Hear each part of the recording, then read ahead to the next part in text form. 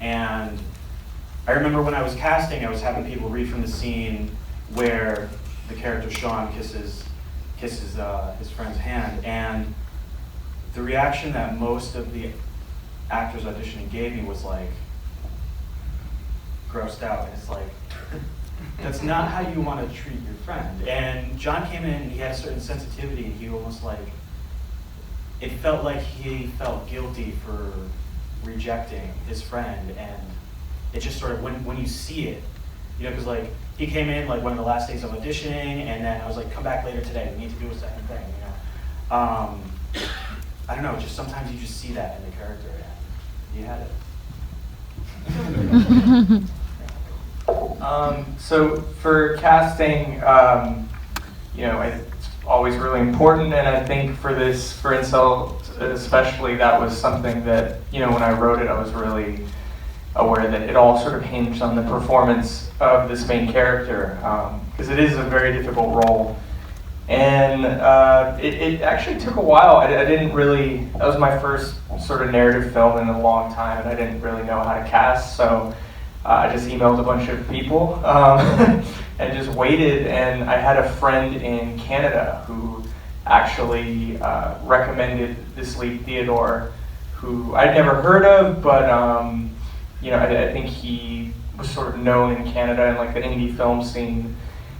And I just sort of sent him the script, and I was like, yeah, I don't have much money, and I don't, you know, obviously we don't know each other, but would you want to do this? And I got very lucky that he was super down, and he liked it, and so he came down, and we found a little space of time when he could make it in LA, and we filmed it. And you know, since then I've been really sort of stoked to see, I don't know if any of you recognize him, but Theodore now is like, he's on the OA, and he's in a bunch of films, so I got really lucky, you know, finding that young, like, star. I think he's going to be a star. So, and yeah, and then that was all on him. I didn't. Once you cast the right actor, it's you can't take too much credit. So, yeah. Sean, do you want to touch a little bit on what it was like to work with John as a cinematographer, and for this film specifically, with all the computer scenes and everything?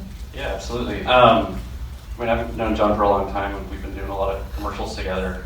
So we got this, John had been talking about wanting to get into more narrative work again. So he sent me the script, and it was, I think, like one of the things that we were really concerned about was just sort of like having like a very glorified visual approach to this. But, you know, so it's like for us, it was more about just like practicing restraint as much as possible. And, you know, it's like we know what all the commercial tricks could have been to be able to like make this glossier and make this more like, oh, cool, look at that screen grab from that Incel film, and we were just not interested in doing that. So, I mean, I think like one of the really fun like rules that we gave ourselves just to sort of like reflect what Theodore was doing was he's such a tall guy, and so for him it was very much this like, you know, alien, awkward person. So for what we were trying to do was sort of extend him out of the frame. And so the idea was that we would always shoot about 15-20% tighter than we normally would. The idea being that he was much more claustrophobic within his environment, and that he just really did not fit in that space. So, yeah. Cool. I mean, it works. Putting it up to you guys. Anyone has a question, raise your hand pretty high, because, yeah, I see you right here. No? You're just raising your hand. Hola! Yeah, if anyone wants to raise their hand, just give me a sec, because there's like intense light in my eyes and I can't see. Right here. This would be for the Iron Wall. It looked like you had a specific setting for that film, and was it intentional? Why did you select? I think it was New England, perhaps. Is there a particular reason you selected that? This is a question about the setting, New England. Yeah. I mean, that's where I grew up. That's just like the culture that I was a part of, and I wanted something that was very specific and just had that kind of cultural nuance. So like a lot of the locations, even like some of the scenes were shot at my house that I grew up in, you know, things like that. Yeah. Anyone else? Right here. Yeah, it's for the Iron Wall as well. Mike, I noticed a lot of your family members, is that correct, was in the cast. What was it like having them incorporated on your own project with you, with something so personal that had to do with your family? Ooh. This sounds like an interesting question. So I would say because when you're on set, sometimes if you're not directly involved in the script, you kind of just know what's happening in an auxiliary way. You don't really know everything that's going on. The most interesting thing for me was watching the film for the first time with my dad. Because I was just really curious how he was going to respond, to the character that was on the screen. Because of course there's some things that are based in reality. Like the line at the end where he's like, "You can't expect to be the next Michelangelo." Like, he said that to me once.